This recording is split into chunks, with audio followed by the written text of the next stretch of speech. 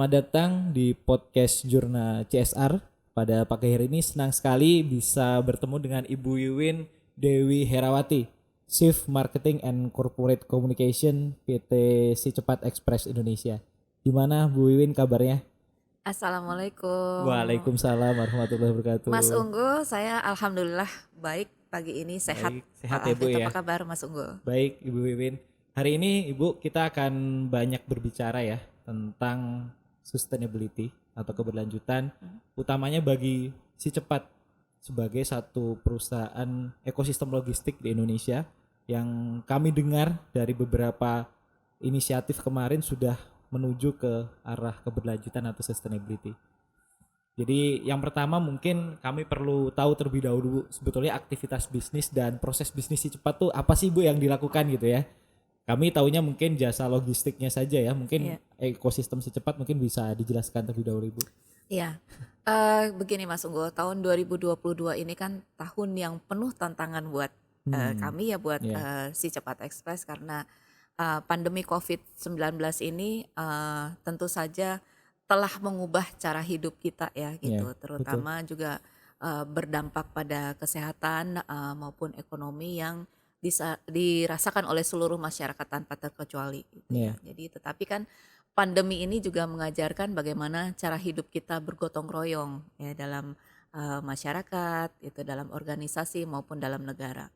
Sehingga dari situ juga situasi inilah yang Si Cepat Express mengambil langkah strategis gitu ya. Jadi dalam bagaimana cara kita menyikapi tantangan yang ditimbulkan akibat dari COVID ini. Jadi kami berkolaborasi dengan beberapa partner juga dengan pemerintah gitu ya. Nah dari sisi operasional kami sendiri itu berkolaborasi dengan beberapa perusahaan di dalam grup. Jadi untuk semakin memperkuat komitmen kami dalam memberikan layanan yang lebih baik.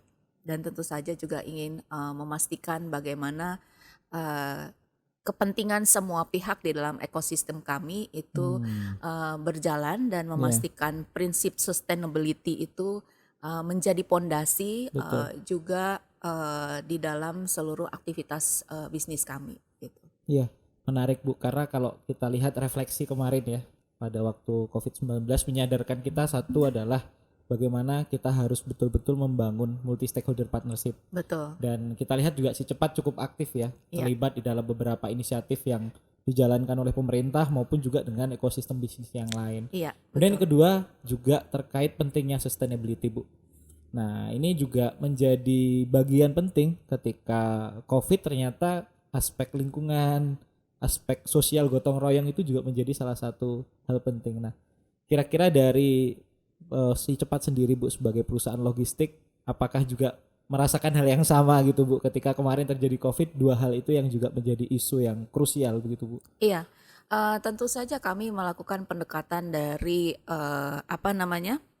lingkungan, kemudian sosial ekonomi itu kita melihat bagaimana kita bisa survive ya, bisa sustain. Tentu saja kami pendekatan tersebut itu dilakukan dengan cara bagaimana kami melalui pendekatan secara data juga gitu ya, dilihat dari data kemudian hari riset yang kita lakukan itu untuk melihat apa saja yang sebetulnya dibutuhkan oleh pasar. Dan tentu saja kami memanfaatkan teknologi yang kami punya dengan layanan yang terdepan gitu kan, tentu saja dengan inovasi-inovasi ya gitu. Jadi yang kita sikapi dari beberapa tadi pendekatan secara lingkungan maupun ekonomi dan sosial itu sehingga prinsip kami untuk menetapkan sustainability sebagai inti dari perusahaan itu bisa tercapai gitu Mas Unggul. Oke. Dan mungkin kita agak geser sedikit Bu. Tadi kita ngomongin proses bisnis Si Cepat, kemudian bagaimana adaptasi terhadap COVID-19 ya. Sekarang karena Si Cepat ini tidak lepas dari UMKM, temannya UMKM lah Bu. Iya. Karena di Indonesia sahabat UMKM ya, 65,5 juta jumlah UMKM ya diperkirakan ada di seluruh penjuru Nusantara ini. Nah kira-kira menurut pandangan Bu Wiwin terhadap kondisi UMKM kita hari ini seperti apa sih sebetulnya Bu? Eh, Gini, kalau saya boleh cerita, jadi kami ini adalah pelopor perubahan bisnis logistik. Oke. Ya, jadi kenapa pada saat kami berdiri di tahun 2014 itu udah mulai naik kan ya, namanya pertumbuhan UMKM itu Betul, sangat pesat gitu. signifikan ya. Jadi sehingga di dalam menjalankan bisnisnya di dalam ekosistem kami itu terdapat UMKM yang menjadi mitra pengusaha yang menjalankan bisnisnya. Tentu saja juga disitulah perannya si cepat menghubungkan antara seller dengan buyer. Oke. Nah, karena peran kami itu, jadi kami memastikan bahwa layanan yang kami sediakan itu harus berbasis teknologi dengan inovasi produk-produk juga yang terdepan gitu, yang betul-betul dibutuhkan oleh UMKM. Yeah. Nah, jadi dengan memfokuskan pada inovasi tersebut, tentu saja secara tidak langsung kami telah mendorong UMKM untuk tumbuh dan berkembang. Demikian pula dengan bisnis kami. Iya, seiring Karena sejalan ya Bu ya. seiring dengan sejalan betul. Pada saat kami mendukung bisnisnya UMKM, secara tidak langsung itu juga menaikkan juga kan gitu bisnis kami. Nah, jadi hingga saat ini itu sudah tercatat tadi Mas Unggul sampaikan di seluruh Indonesia 65 juta lebih. Betul.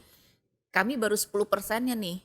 Nah, jadi baru 10%-nya PR-nya atau masih sekitar, banyak ya Bu ya. nah gitu. Jadi kita melihat sebagai peluang ya untuk dapat terus mengembangkan bisnis. Nah, dan pelaku UMKM ini sendiri sebetulnya kan telah berkontribusi untuk pertumbuhan ekonomi di Indonesia. Nah, sehingga juga menjadikan tren bisnis yang sangat menjanjikan baik bagi yang baru mau memulai usaha ya kan, untuk jangka pendek maupun untuk jangka panjang gitu. Jadi kita melihatnya ya ini betul-betul sebuah peluang yang baik bagi kami. Iya, tumbuh berkembang bersama ya Bu ya. Betul. Dan satu lagi Bu terkait UMKM, karena ada satu kebijakan ya Direktur Bank Sentral di 5 negara ya yang tergabung di ASEAN itu kan sudah menetapkan sistem pembayaran digital secara terintegrasi. Iya. Kami pengen tahu juga pandangan Bu Wiwin melihat fenomena itu, karena tentu itu akan merubah landscape ya, akan merubah mungkin juga akan ada peluang-peluang baru yang bisa ditangkap oleh UMKM, dan bagaimana peran si cepat untuk hal itu Bu?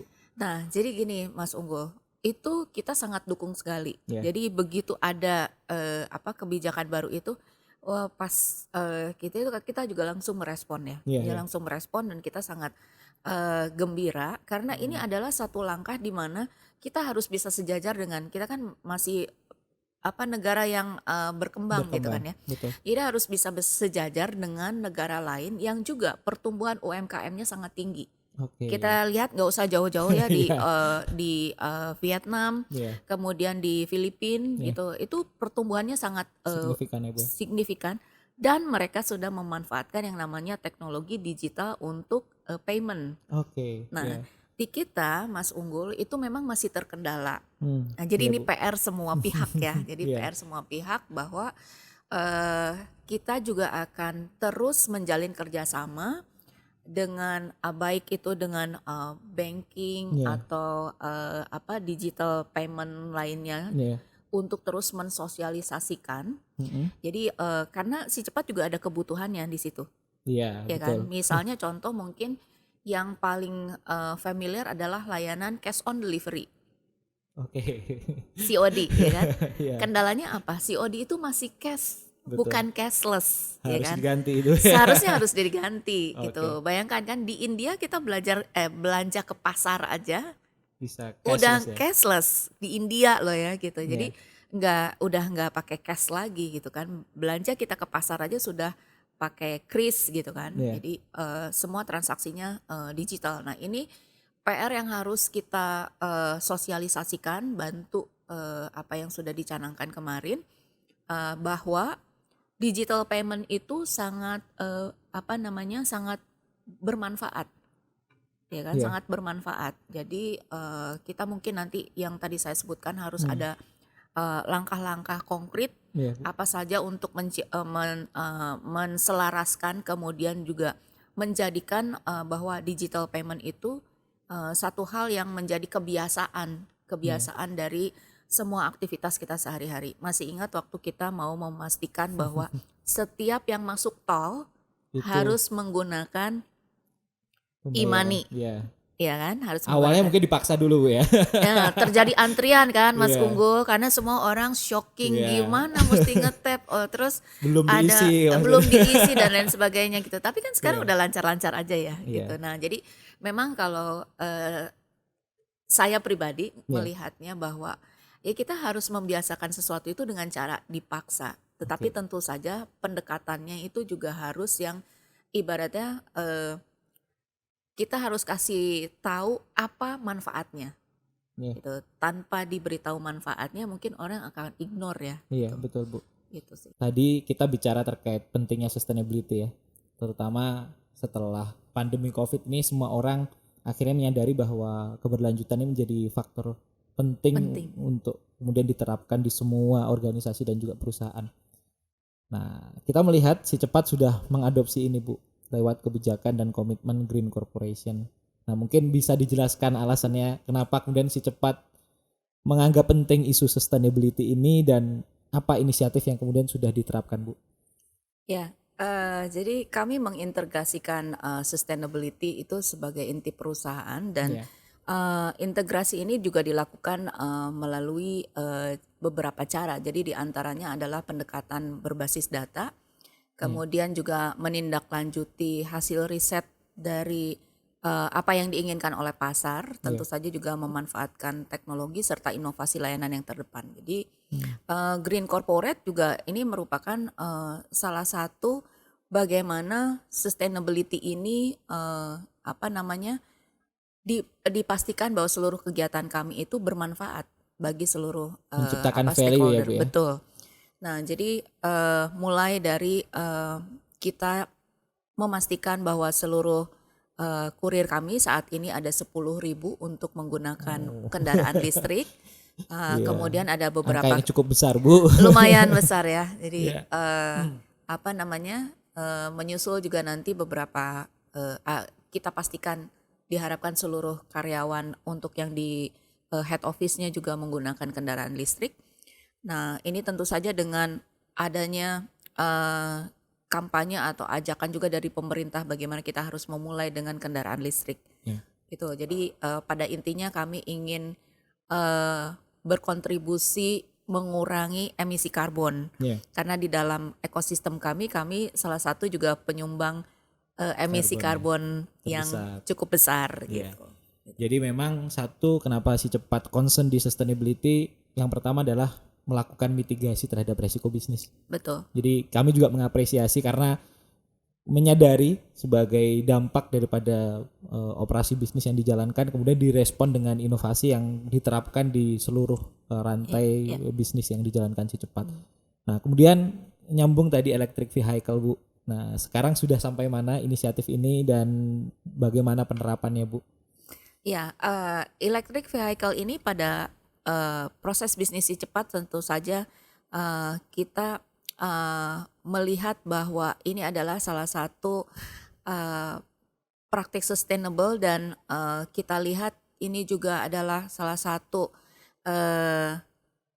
bentuk nyata pada saat kita melakukan pendekatan kepada kurir, kita melakukan langkah-langkah di mana electric vehicle atau kendaraan listrik ini sangat ekonomis. Okay. Jadi kita keluarkan hitungan-hitungan bagaimana ini yang penting ya Bu ya? Penting karena dari sisi perusahaan juga jadi lebih efisien. Gitu. Jadi menggunakan kendaraan konvensional versus kendaraan listrik apa saja benefitnya. Kemudian dari sisi operasional apakah juga jadi lebih mempermudah atau justru jadi lebih memperlambat. Nah, ternyata kenyataannya tidak demikian, maksudnya tidak buruk ya. Gitu. Jadi dari sisi ekonomis tentu saja kendaraan listrik jadi lebih ekonomis. Betul. Kemudian juga dari sisi ekosistem di dalam grup juga kami terus mengembangkan bisnis gitu. Jadi ada beberapa proses bisnis yang tentu saja ini sangat mempengaruhi pada saat kami harus beralih atau shifting ke kendaraan listrik ya gitu. Dan tentu saja jadi di tempat dari sisi operasional ya, di tempat gerai-gerai kami juga sekarang bukan dipaksa ya. Jadi memang mengharuskan ada stasiun ganti baterai. Oh, sudah diterapkan SGB. seperti itu, Bu? Iya, gitu. Jadi sekarang sudah ada di Jabodetabek, termasuk di kantor Oke, marketing si cepat itu sendiri juga di bawah itu ada SGB. SGB. Jadi siapapun yang menggunakan motor listrik itu Ya, bisa mengganti baterai. baterainya pada saat memang dibutuhkan di beberapa gerai-gerai si cepat. Siap. Tadi bicara terkait benefit, Bu. Nah, mungkin kita juga perlu tahu ilustrasi lebih detailnya ya. Dalam konteks misalnya kurir, kemudian juga operasi bisnis cepat sejauh mana, Bu?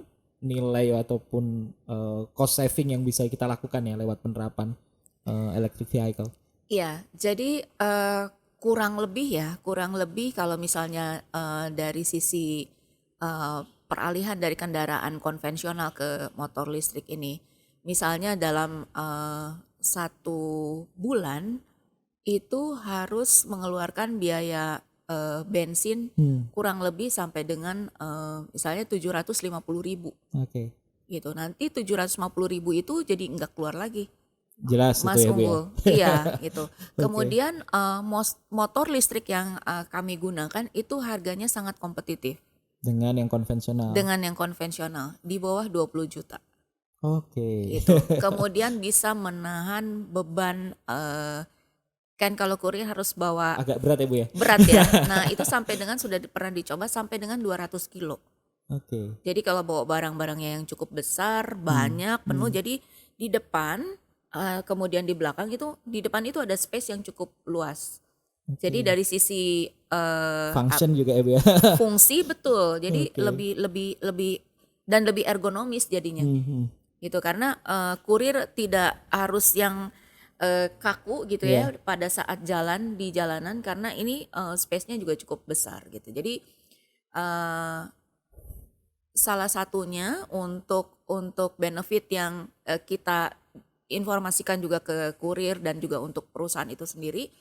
Jadi nilai ekonomisnya seperti itu, Mas Unggul. Jadi tidak ada lagi harus Mengeluarkan uang bensin jelas uang gitu ya. bensin, kemudian juga apa namanya? Kalau harus Ketahanannya ketahanan secara durable juga kan, durable. ya sangat sangat boleh Bisa dibilang diadu ya, Bu ya. unggul, iya gitu. Kemudian Mas unggul, dia unggul gitu. Oke. Dan kemudian juga sudah pernah dicoba misalnya di jalanan atau demografinya Indonesia kan ya lumayan ya. Kadang ada jalanan yang menanjak, Oh, kadang juga ada di segala medan masih oke ya, Bu ya. iya masih oke gitu. Jadi ya ini adalah cara kami juga untuk menetapkan kebijakan dan dukungan yang relevan ya Iya, terhadap gerakan dekarbonisasi ini. Jadi kami kan mengadopsi ada 4R ya iya. di Green Corporate ini ada reduce, reuse, recycle, kemudian replace gitu. Nah, jadi Oke. reduce tentu saja ini untuk mengurangi bagaimana target kami menghindari emisi melalui alokasi yang tadi itu. Iya. Jadi alokasi Investasi. gitu untuk baik untuk kurir maupun untuk perusahaan. Menarik tadi mulai dari electric vehicle, kemudian juga bagaimana terlibat dalam proses scale up teman-teman UMKM, Bu. Semua tentang sustainability, aspek ekonomi, sosial dan juga lingkungan sudah dilakukan gitu ya. Pasti tidak mudah dan tentu ada tantangannya.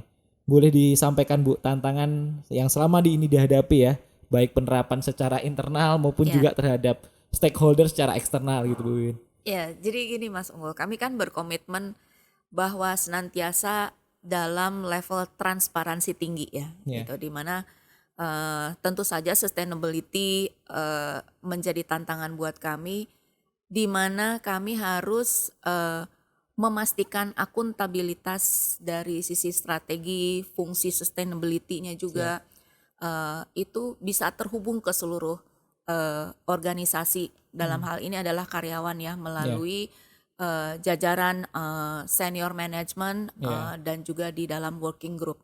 Jadi tantangannya itu bagaimana juga semuanya bisa mengadopsi apa yang sudah menjadi inti perusahaan terkait dengan Sustainability. sustainability ya.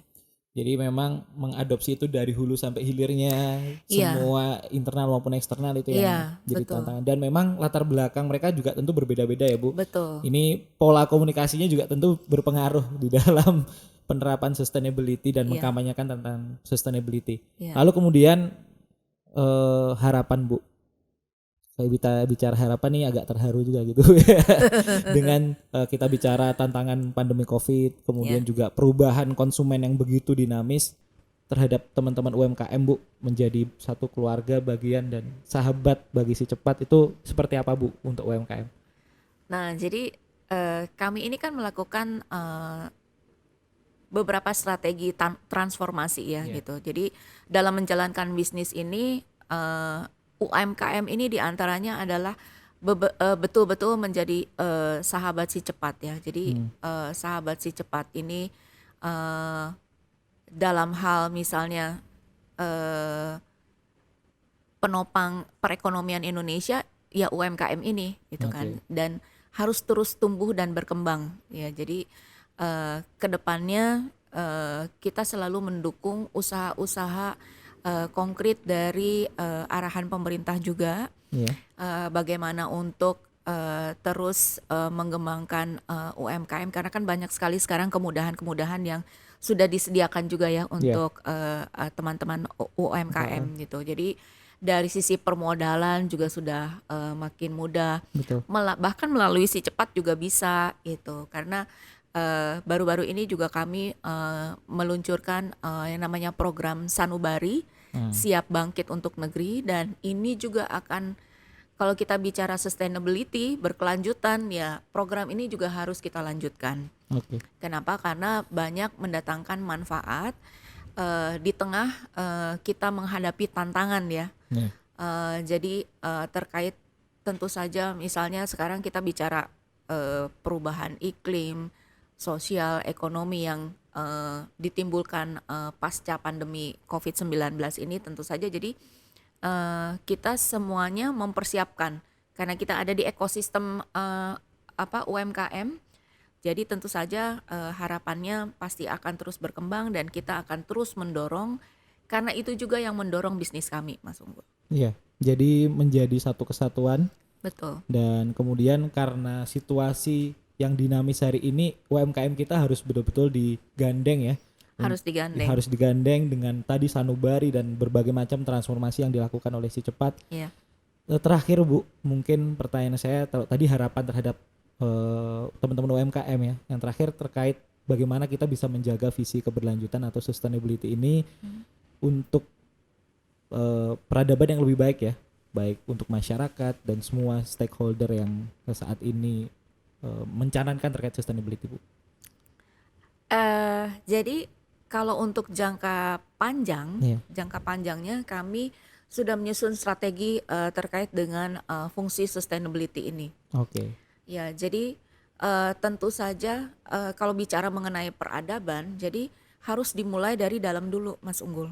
Yang tadi saya sampaikan bagaimana mulai dari senior management sampai di working group itu kita memastikan bahwa fungsi sustainability ini berjalan dengan baik. Nah, jadi pada saat kita di dalam sudah melakukan hal ini, maka pada saat kita mengkampanyekan satu layanan atau satu inovasi terbaru, itu tentu saja berdasarkan dari pondasi tadi yang sudah kita bangun di dalam. Betul gitu. Nah, jadi pada saat kita ke depan, ke luar gitu, jadi kita juga sudah dilihat bahwa Si Cepat Express ini satu perusahaan ekspedisi yang memang punya pondasi yang kuat, terutama dari fungsi sustainability-nya itu sendiri. Sehingga pada saat kita misalnya melakukan CSR, mengeluarkan satu layanan atau produk, itu memang ada keberlanjutan dan manfaat yang betul-betul dirasakan oleh seluruh masyarakat. Oleh seluruh stakeholder kita. Jadi, saya senang sekali mendengar karena sudah ada roadmap terkait sustainability yang akan dicanangkan oleh Si Cepat, dan mudah-mudahan karena ini sesi terakhir kita mungkin Bu dari obrolan kita singkat hari ini, Si Cepat sebagai pionir ya sustainable untuk di sektor jasa logistik. Itu doa kami bersama Bu. Amin. Dan bisa memberikan value terbaik ya untuk seluruh stakeholdernya. Amin. Terima kasih Bu Wiwin untuk waktu dan kesempatannya hari ini.